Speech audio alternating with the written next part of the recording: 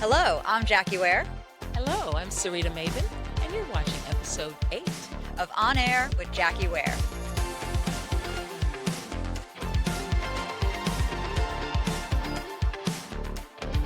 Welcome to today's special edition of On Air with Jackie Ware. Today, we are thrilled to be filming live at our annual Pegasus Residential Conference. And joining us is Sarita Maybin, an esteemed keynote speaker, author, and expert in positive communication. Sarita's practical strategies for navigating tough conversations and fostering constructive relationships have resonated deeply across multiple industries. Join us as we explore key concepts from her book and gain insight into effective communication from Sarita herself. All right, let's dive into it. So let's start with your background. Can you take us back to the moment when you first thought, this needs to be a book? What was happening in your life and your career at that time? It wasn't one moment, it was probably a series of moments. I noticed that whenever I would do a keynote and I'd talk about if you can't say something nice, don't say anything at all, which is what we all heard, of course, growing up. But someone would always come to me each time and say, Sarita, if you can't say something nice, what do you say? And that was the exact words I'd hear over and over and over. So I kept saying, you know what, that should be the title of a book. Because really, I should answer the question, what do you say? So that was really how it started, just getting that constant feedback with that question being asked. It's true. You just need practical knowledge sometimes. Right. Your mother's wisdom inspired the title of your book. What role did her values play in shaping your approach to communication? It's interesting that her role, she was old school in that she would not want us to talk about anything that seemed unsavory or a little negative. And she had this interesting expression that she would always use when we'd be getting ready to go down like this dark detour. Yes. She would say, nice day if it doesn't rain.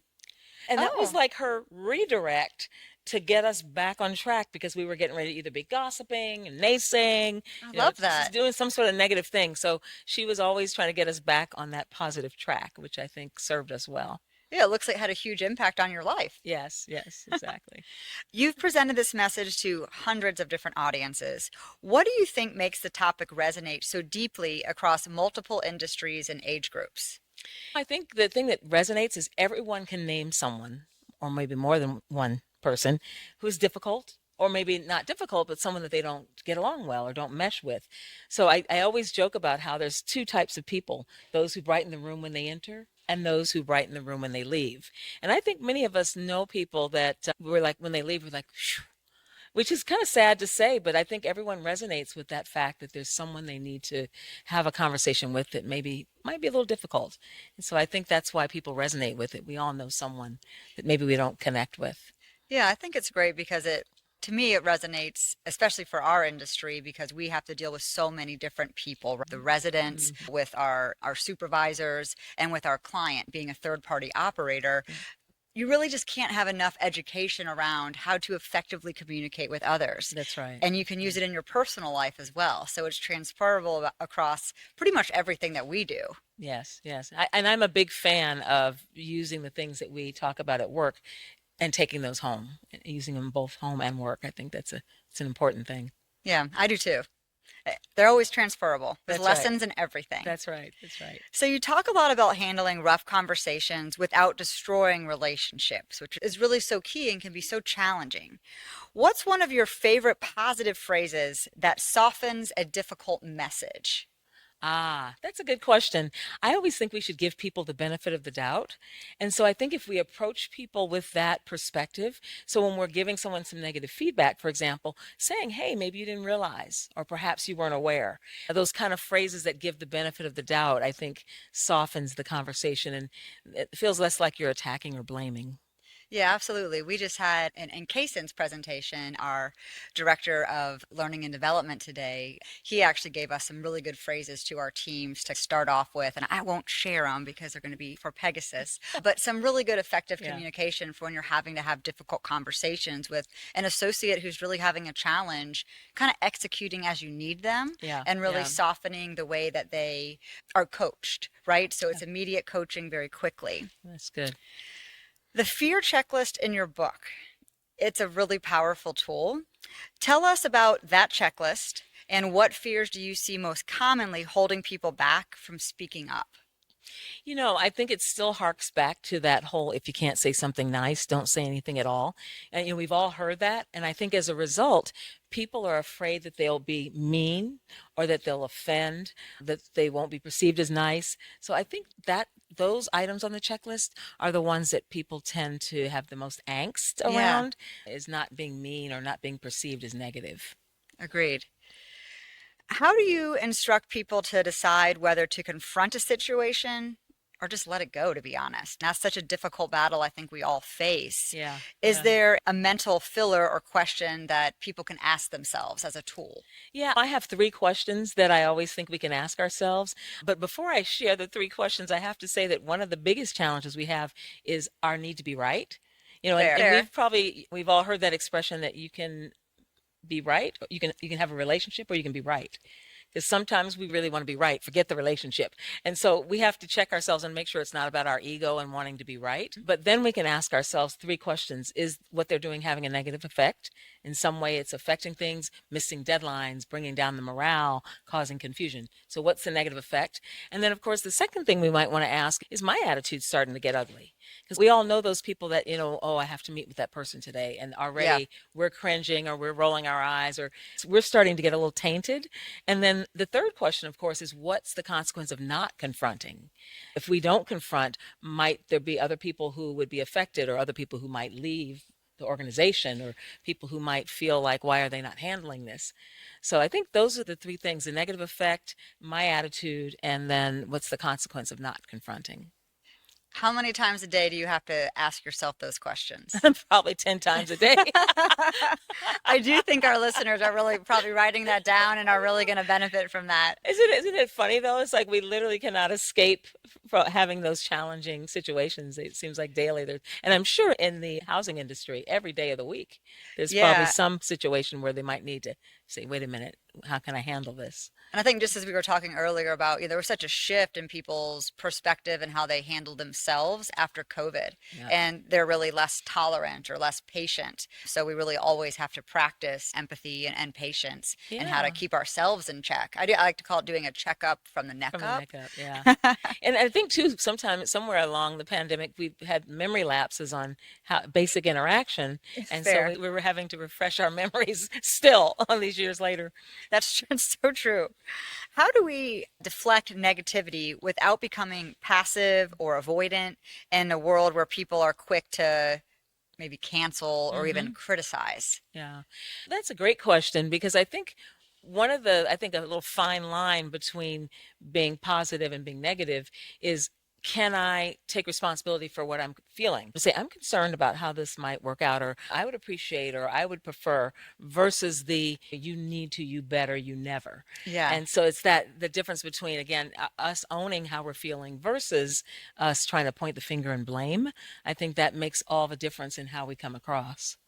Yeah. I definitely think it is hard to kind of balance where you want to be with all of that. How can someone be candid with their boss or someone higher up than them without being seen as disrespectful or insubordinate? What are some Mm. tips on that? Yeah, that's a great question. I always feel like one of the tricks that we can do to be, I won't say soften it, but to be a little more tactful is use questions. So, for example, instead of saying to the boss, why didn't you give us more time? Or this deadline isn't going to work, or we're not going to be able to do it, just to say things like, would you be willing to give us a couple extra days? Would you consider having this happen next week? Would it be possible to? So those kind of probing questions, because then that gives the other person a vote. And Hmm. with a supervisor, a boss, or a higher up, they get lots of votes. So being able to ask the question of would you consider this or would it be possible to, versus just saying this is not going to work. Why are you doing this to us, or why are you giving us this? Sometimes we want to lash out, but instead asking questions, it goes over better. In fact, I think about a woman who told me one time that's how you pull rank when you have no rank to pull. And Oh, I that's a thought, great way of looking and at I it. thought Yeah. that was the best phrase because you are trying to pull rank, but you have no rank to pull. Yeah. So asking those questions instead of being harsh.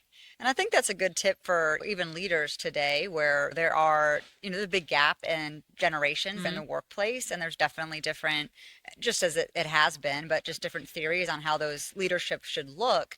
And I think it's always great to give people the freedom to come to you when they have questions. All I ever ask my people to do is say, you got to tell it to me before the deadline, Yeah. before it's due. Ask me, and I can help shift the priorities if needed, or whatever that needs to be done. Because it's a respect thing both ways on Yeah. that. And if the deadline is passed, then there's really no flexibility. Yeah, they've lost their power, That's right. They've right? lost their power. And as much as you'd love to help them, it's too late to help them at that point. Yeah, absolutely. Yeah. So I think just helping leaders find their way that Mhm. way, and people that are in a different role. Yeah. Yeah. Have you ever had a moment where you struggled to take your own advice, and how did you navigate that situation? It's so funny because we were talking a little bit ago about using things at home and work. And I feel like sometimes home is the most challenging because Yeah. because with home, I think we were a little more invested. And I was mentioning about get the ego out of the way and look at objectively what's the impact of what they're doing.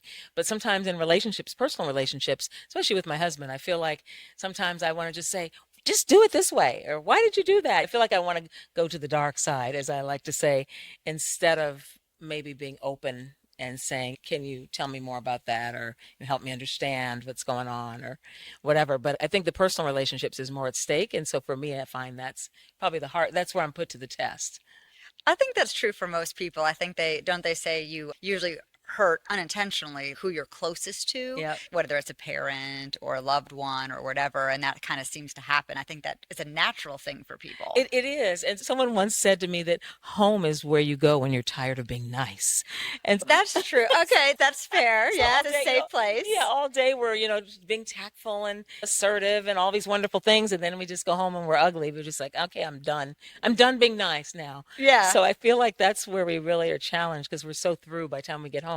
It's like our family gets the remnants and the leftovers of our interpersonal abilities. How do you recharge and stay positive? So that leads great into this question, especially when you're dealing with difficult people or really being around somebody with negative energy. Yeah. And I say sometimes, as I already alluded to, we're related to some of those people. So it's Yeah, not like you true. can just say, I'm not going to associate with you anymore. We can't escape. And so I feel like we have to find positive things to balance the negatives because we're not going to be able to get rid of all the negatives, especially if it's people in our family or people that we're going to have to interact with every day. Might even be work family, Yeah. but you're going to have to interact with them. And so to balance that by finding things that you enjoy doing. For me, I'm all about Zumba and aerobics and the workout, getting the endorphin high You're that recharging. makes me Yeah. when I'm not in my right mind, I feel like after my workout I feel better. So I feel a little more balanced and sane. So that's what I do. So I always encourage people to find something that I call them resiliency resources, Yeah. things that help you feel more resilient and feel like, okay, all is well. And then you can go back and have a better conversation that way. How do you have a conversation with somebody that has negative energy and bring that to their attention? Is there a positive way to bring that up? There is. And one of the things that people do that does not work is they will say, you have negative energy, Yeah. or you're Right. negative, or you have a bad attitude. All of those are wrong ways because what does that even mean? So to instead focus on something specific. So if you might say, oh, when we were talking with our friends, I noticed you were raising your voice at one point, and that makes us feel a little put off by that. And if you're Yeah. concerned, could you maybe lower the voice a little? So to identify specific behaviors that they're doing and not wait like 2 weeks later when they're like, what are you even talking about?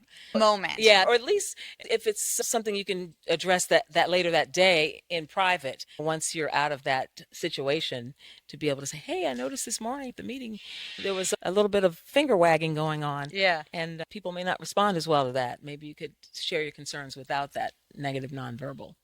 Oh, I So, love that. That's a great tip because you yeah, do always want to say, or at least I do, why are you in a bad mood? Or yeah, where's this negative coming from? yeah. Because I think a lot of people, when they're in those states, they don't even know that they're in there. That's right. That's right. And what I find most fascinating is the same is true on the positive side.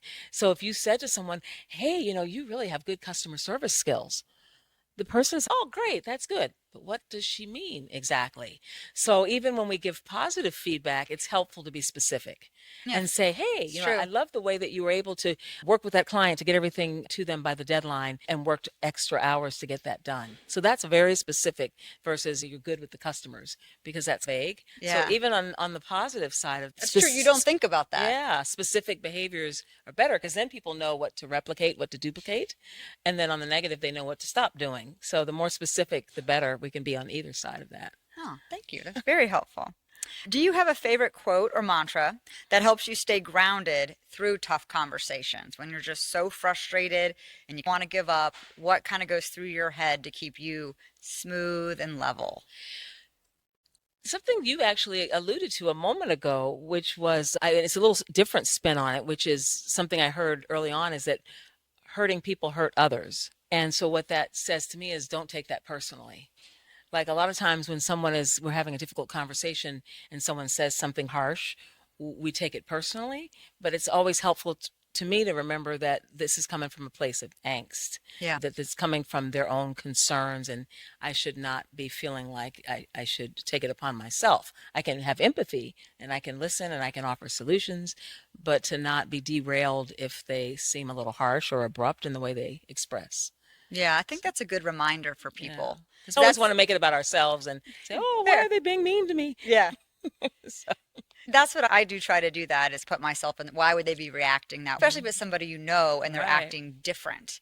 They must be going through something or, and you're absolutely right, hurt people hurt people. So for those who find it hard to speak up or who tend to avoid conflict at all, and we all know those people, what's one small first step they can take today to begin practicing a more positive communication? Something I mentioned a few moments ago, I think might be helpful here too, which is just remembering that when they go at the situation, if they're going to express concerns, to once again take ownership for that and say, I would appreciate, I would prefer, rather than going at it in a blaming, dictating way. Let's don't lose you are, just Yeah, I'm yeah. concerned or Yeah, or I'd appreciate or I'd prefer versus you need to, you better, you always, you should. All of those are off-putting. So I think if they're not sure how to approach it, maybe just keeping in mind that it's about taking responsibility versus the pointing the finger, wagging the finger and blaming. So this seems like an easy enough first step for yeah, somebody, but when that's a little shift. a little shift, yeah. When people are, then they want to avoid conflict. It is hard for those people who are non-confrontational sometimes to even speak up at all. Yeah, and I think most of us would really rather not deal with conflict. I True. don't know. A lot of people are saying, "Hey, bring it on." Yes, that's you're Most right. people are like, "I really rather not have to deal with the conflict." But I do think also something we mentioned a little bit earlier about giving the benefit of the doubt, going at the person and giving them a little grace and benefit of the doubt versus thinking, oh, I have to deal with this difficult person. And that just sets us in a negative tone and from the Yeah. beginning, but thinking in terms of how can I give them the benefit of the doubt and what is it that I want to come from this conversation might be another thing to consider if you're a little hesitant. Yeah, I remember when I was on site working in property management and we'd have really residents that were irate and sometimes they didn't really need to be. But I remember thinking to myself, one, a lot of the stuff that you mentioned today, don't take it personally. But what I started trying to do was almost make a game of it to myself. Obviously respecting them, but thought I can get so good at communicating with them that I can turn their attitude around. And I would do it as a challenge to myself. No, that's cool. That's cool. Sometimes I won, sometimes I lost, but it really did help me. It helped me, one, not take it personally, but also be able to really turn some people's days around Yeah. if I could. And I think too that people really, when they're coming at you from a negative place, they really just want to be heard. You're right about And that. so if you're able to hear them out without immediately shutting them down, you win the game, so to speak. You win the game if you're able to, if they feel, I really appreciate you hearing me out, or if you get feedback from them, I appreciate your listening. That's like a winning conversation. You're exactly right. That really did soften usually a lot of their demeanor because a lot of time will match yours. If they're very upset, they're in a confrontational stance, and if you can kind of get yourself into a More positive position. that it makes them more comfortable or puts them off a little where they're not as aggressive towards it. Yeah, and that's always good. So, what's next for you? Are there any new books, programs, events, anything that we should be excited about for our followers to follow your journey? Yeah, of course, we've talked a lot about my first book, If You Can't Say Something Nice, What Do You Say? But I'm excited about the long overdue sequel, which is Say What You Mean in a Nice Way. And I'm excited that's available on Amazon. And for me, the coolest thing was getting to narrate that for Audible. So Oh, both books are available on Audible and Kindle and paperback. And so that's exciting that people have options in how they want to learn and practice. how So, long was the Audible experience? you know what, in terms of recording, Yeah.